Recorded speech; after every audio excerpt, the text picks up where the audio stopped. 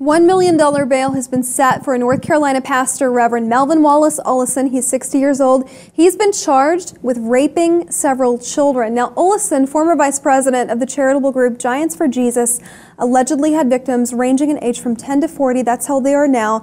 But the youngest victim, reportedly at the time of the rapes, the alleged incident, was just 5 years old. Jose, I hate reading stories like this and hearing about them.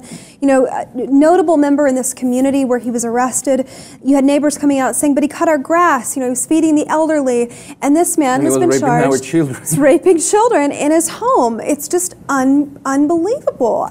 The dichotomy that exists in this person. Not only that, I think it's this idea that a lot of people fell prey to the position. You know, you have a pastor and you immediately give them this sense of trust that they will take care of you. And we've seen repeatedly lately that that's not the case, that they abuse this power, that they actually engage in taking control of their victims throughout a long period of time because they are in that position where the whole community respects them. So all these victims feel like they don't have a chance to come out. They can trust them with their children. You know, a 5-year-old baby, are you kidding me? What is wrong with this monster? Alleged monster, I should say. His bail has been set at $1 million, which is arguably really steep, but the charges leveled against him are pretty heinous. Trusted member of this community. You know, one neighbor said of Ollison, he appeared to be so kind, basically. That's what she's saying. He took care of his elderly neighbors. He was always very nice to her, sometimes bringing her meals on occasion. He knew that she couldn't get out of her house. You know, it's just mind-boggling to me. Was he just trying to see if she had any kids in there? I think, you know, it's also I'm hoping that there's a level of remorse and regret of what they're doing, that they have to overcompensate in their position to be so kind to the outside world.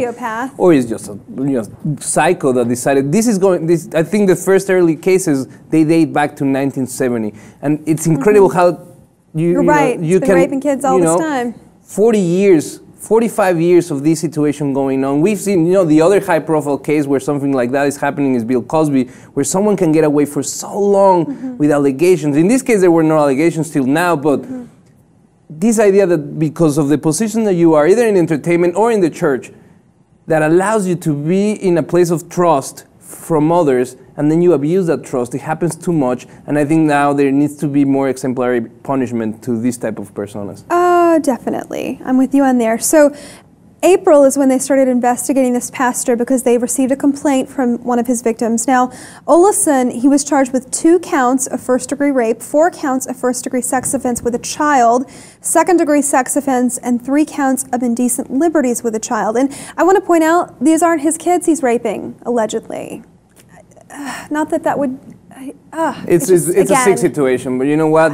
He's going to go to prison, and then he's going to meet his fate there, and he's not going to have a good time over there. I hope so. I can attest. You know, it's really sad to see that church, any church, this goes beyond any specific. He's no longer the pastor. They won't name the church. And I think it's okay because the religion does not have to pay for this, the spiritual part of it. I think it is the institutions and the corruption within humans that put these institutions together and they abuse the power. That's what needs to be policed a lot more in this country. It's doubly sick because he's preying on people's trust of a religious leader, and he understands that people are coming to a church community because they believe in the institution itself, and they believe in family. They want their children exposed, and unknowingly they're exposing their children to this monster. Because they believe, these kids believe that this is a conduit of God, and they want to get close to God. Whatever their religion is, whatever they're Christian or Catholic or Baptist or whatever, they get together, they get close to these